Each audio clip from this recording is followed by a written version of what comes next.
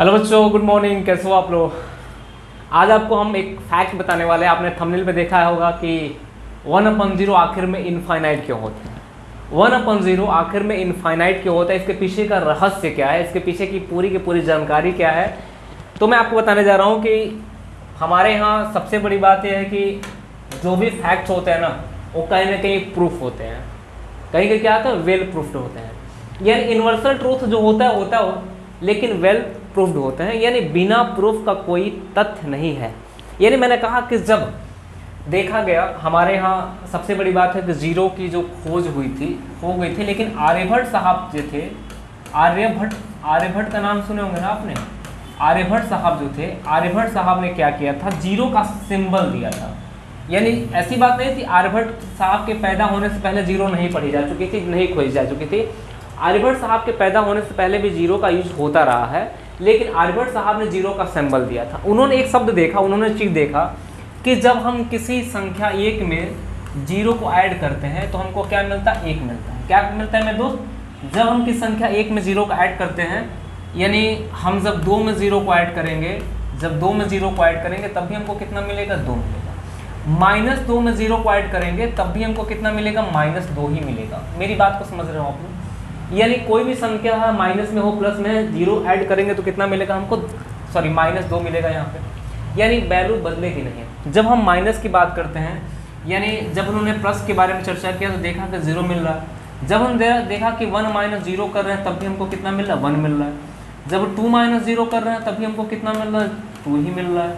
उन्होंने कहा -2 - 0 कर रहे हैं तब भी कितना मिल रहा है, -2 ही मिल रहा है। उन्होंने देखा कि जब माइनस कर रहे हैं तब भी कितना मिल रहा है, 0 ही मिल रहा है। उन्होंने देखा एक चीज़ और कि जब 1 में 0 का मल्टीप्लाई करते हैं तो हमको 0 मिल जाता है। जब 2 में 0 का मल्टीप्लाई करते हैं तो हमको कितना मिल जाता है, 0 मिल जाता है। -2 में 0 का मल्टीप्लाई करते हैं तो कितना मिल जाता है, 0 मिल जाता है। मेरा कहने का मतलब ये है कि हम किसी भी संख्या में 0 का मल्टीप्लाई करते हैं तो हमको 0 मिल जाता है। यानी एक चीज़ उन्होंने देखा कि जब हम प्लस कर रहे हैं तो संख्या में मिल जा रही है, जब माइनस कर रहे हैं तो संख्या मिल रही है, जब हम मल्टीप्लाई कर रहे हैं तो हमको क्या मिल रहा है, 0। उन्होंने एक चीज़ और देखा कि क्या हम 1 में 0 से भाग दे रहे हैं तो क्या हमको मिल रहा है। उन्होंने देखा ना तो हमको 1 मिल रहा है, ना तो हमको 0 मिल रहा है। उनको देना पड़ा क्या, इनफाइनाइट। क्या देना पड़ा, इनफाइनाइट शब्द का प्रयोग करना पड़ा। इनफाइनाइट गणित का शब्द नहीं होता है, अनंत। इनफाइनाइट का मतलब अनंत। वह बड़ी से बड़ी संख्या जिनके बारे में मुझे ज्ञात नहीं है, इसीलिए उन्होंने अनंत दिया। आखिर में क्यों दिया, इसके पीछे कुछ ना कुछ राज होगा ना, तो मैं बता रहा हूँ इसके पीछे क्या राज है। जैसे कि आप जानते हो कि डेसिमल नंबर सिस्टम में जो दशमलव संख्या पद्धति है, इसका बेस होता है 10। इसके बेस में कौन कौन सा होता है, 0, 1, 2, 3, 4, 5, 6, 7, 8, 9 ये संख्या हमारी होती है। इसके अलावा कोई संख्या हमारे पास नहीं होती। हमने कहा कि जब एक चीज़ को ध्यान रखना, हमने कहा कि भाग का सिंबल बनाते हैं। हमने कहा ये भाजक का काम करता है। किसका काम करता है, एक एक पॉइंट को समझना। ये भाजक का काम करता है, ये भाज्य का काम करता है। ये क्या काम करता है, भाज्य का काम करता है। ये भागफल का काम करता है। किसका काम करता है मेरे दोस्त, भागफल का काम करता है। ये किसका काम करता है, शेषफल का काम करता है। उन्होंने एक शब्द बोला, उन्होंने कहा कि ये बताओ कि जब हम यहाँ पे प्रूफ कर रहे होते हैं, मैंने किसी संख्या 5 से 15 में भाग दिया, यानी 5 को भाजक माना, 15 में भाग दिया, तो ये कितनी बार में भागफल कितना है, 3। 5 के कितना हो गया, 15। हमको शेष कितना मिला, 0। शेष कितना मिला, पूरा एक संख्या कट गई। उन्होंने कहा जब 5 में यानी भाजक में भागफल का गुणा करते हैं तो हमको 15 मिलना चाहिए। कितना मिलना चाहिए, 15 मिलना चाहिए। इसका मतलब ये है कि जब 15 में हमने 5 से भाग दिया, 15 में मैंने 5 से भाग दिया, तो हमारा रिजल्ट कितना आया, 3। कितना आया, 3। यानी 3 और 5 में गुणा करने पे कितना मिलना चाहिए, 15। नहीं, एग्जैक्ट वैल्यू उनको मिलनी चाहिए, जरूरी एग्जैक्ट वैल्यू मिलना। उन्होंने कहा कि जब मान लो कि मैंने 18 में, उन्होंने कहा कि 18 में अगर 6 से भाग दिया तो हमको मिला कितना, 3। यानी जो 3 मिला, हमने कहा 3 में 6 से गुणा करेंगे तो हमको कितना मिलना चाहिए, 18 मिलना चाहिए। यानी जो आपका ये 18/6 है ना, 18/6 है, वो आपका अंश है, या आपका अंश है, नॉमिनेटर है, ये आपका डिनोमिनेटर है, ये आपका हर है। और एक और तथ्य है, ये आपका भाज्य का काम करता है, ये आपका भाजक का काम करता है। किसका काम करता है, भाजक का भी काम करता है। ध्यान देना, ये आपका भाजक का भी काम करता है। उन्होंने कहा कि जब ये चीज़ें तो हमारे पास पॉसिबल थी और हमने किया। जब उन्होंने एक चीज़ और किया, कहा कि मान लो कि अगर यही चीज़ मैं अगर भाग दूँ, अगर यही चीज़ मैं भाग दूँ 1 से भाग दूँ 0 में, यानी 0 को मैं क्या बनाऊँ, भाज्य बनाऊँ, तो ये 0 बार में जाएगा। कितनी बार में जाएगा, 0 बार में, 1 कट जाएगा। यानी फिर उन्होंने कहा कि जब 0 और 1 का गुणा करें तो हमको 0 मिलना चाहिए, यानी उन्होंने 0 में भाग दिया किससे, 1 से, तो उन्होंने कहा कि ये जाएगा कितनी बार में, आइए 0 बार में कटेगा। उन्होंने कहा 0 और 1 का गुणा करने पे हमको कितना मिलना चाहिए, 0 मिलना चाहिए। जब सारे तथ्यों को उन्होंने देखा कि ये तो मिलना चाहिए, 0 मिलना चाहिए, इसी अकॉर्डिंग उन्होंने कहा कि अपवाद ना हो, तो उन्होंने एक शब्द बोला कि मान लीजिए कि अगर मैं 1 में 0 से भाग, 1 में किससे भाग दूँ, 0 से। उन्होंने कहा कि 1 में 0 से भाग दे, एक ऐसी संख्या होनी चाहिए n, एक ऐसी संख्या n होनी चाहिए जिसका दोनों में आपस में गुणा करने पे कितना मिले। तो उन्होंने कहा कि n की वैल्यू होगी क्या, यानी ऐसी कौन सी संख्या होगी जिसमें 0 से गुणा करने पे 1 मिले, क्योंकि जानते हैं किसी भी संख्या में 0 से गुणा करने पे हमको कितना मिलता है, 0 ही मिलता है।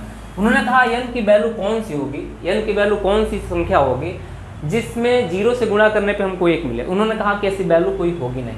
उन्होंने कहा वह बड़ी से बड़ी संख्या होगी, वह बड़ी से बड़ी संख्या होगी जिसमें 1 से गुणा करने पे हमको 0 मिले, 0 से गुणा करने पे 1 मिले। उन्होंने कहा कि जब 0 में हम किसी भी संख्या से भाग दें, किसी भी संख्या से भाग दें तो हमको 0 मिल जाता है, क्योंकि 1 और 0 गुणा करने पे 0 मिल रहा है। लेकिन जब यही उल्टा करते हैं हम लोग, 1 में 0 से भाग दे रहे हैं तो हमको उन्होंने कहा कि अब इनको इनफाइनाइट वह बड़ी से बड़ी संख्या होगी जिनका आपस में गुणा करने पे हमको 1 मिले। इनफाइनाइट देखो यानी डिफाइन नहीं है, यानी नॉन डिफाइन की बात करें, डिफाइन नहीं, इसीलिए इसको क्या माना गया, इनफाइनाइट। और उन्होंने एक शब्द बोला, उन्होंने क्या बोला कि 0 जो होता है, 0 जो होगा ये भाजक नहीं बन सकता है। क्या, ये भाजक नहीं बन सकता है। क्या नहीं बन सकता है, ये भाजक नहीं बन सकता, यानी भाजक नहीं बन सकता। भाजक क्या कर सकता है, भाजक नहीं बन सकता है, यानी ये भाजक नहीं बन सकता है, यानी किसी भी संख्या का भाजक नहीं बन सकता। उन्होंने कहा कि 0 हम किसी भी संख्या का भाजक, यानी मैंने कहा कि ये जो डिसमिल नंबर सिस्टम है, डिसमिल नंबर सिस्टम आपके पास है, जो डिसमिल नंबर सिस्टम है, डिसमिल नंबर सिस्टम 1 से लेकर 9 तक ये क्या हो जाएंगे, ये भाज्य हो जाएंगे, ये आपके क्या हो जाएंगे, भाज्य भी हो जाएंगे, ये भाज्य का भी काम करेंगे, ये भाजक का भी काम करेंगे, यानी दोनों काम कर सकते हैं, शेषफल का काम करेंगे। लेकिन जो 0 होगा ये हमारा नॉट इक्वल टू भाज्य, नॉट इक्वल टू भाजक, यानी भाजक नहीं बन सकता है यहाँ पे, यानी हर नहीं बन सकता है। 0 क्या होगा, आपका भाजक नहीं बन सकता, यानी नॉन डिफाइन है 0, यानी क्या है, नॉन डिफाइन है। यानी उनका प्रयासरत ये था कि भाई जब हमने आपके सामने रखा, जब आपके सामने रखा है चीज़ें कि जब जोड़ा तो वो संख्या मिली, घटाया तो संख्या मिला, गुणा किया तो हमको कितना मिला, 0। जब हम डिवाइड कर रहे हैं तो आखिर में इनफाइनाइट क्यों मिला, इनफाइनाइट क्या हो गया, इसको मानक माना गया है कि यानी 0 में किसी बड़ी से बड़ी संख्या से गुणा करें कि हमको क्या मिले, 1 मिले, वो बड़ी संख्या हमको प्राप्त हो जाए, ऐसा कुछ नहीं होता है। तो हमने कहा मान लो अगर 2 में 0 से भाग दिया जाए, 2 में किससे भाग दिया जाए, 0 से। उन्होंने कहा कि एक बड़ी से बड़ी संख्या आएगी, वो कौन सी आएगी, इनफाइनाइट, यानी इनफाइनाइट में और 0 से गुणा करने पे हमको क्या मिलना चाहिए, 2 मिलना चाहिए, तभी भाग का नियम सत्य होगा ना। भाग के नियम को सत्यापित कर रहे थे, तभी भाग के नियम को सत्य होगा।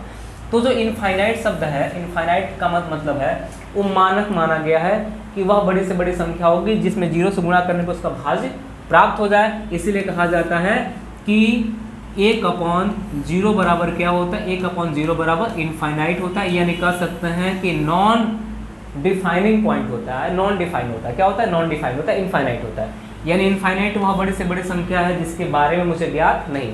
आई होप दैट कि आपको ये फैक्ट पसंद आई होगी, आपको ये चीज़ें पसंद आया होगा। तो आप लोग मेरे वीडियो को लाइक शेयर कमेंट जरूर करते रहिएगा, चैनल को सब्सक्राइब कर दीजिएगा, ऐसा से अच्छा फैक्ट मैं लेके आऊँगा। चलिए मिलते हैं हम लोग अगले फैक्ट के साथ, धन्यवाद।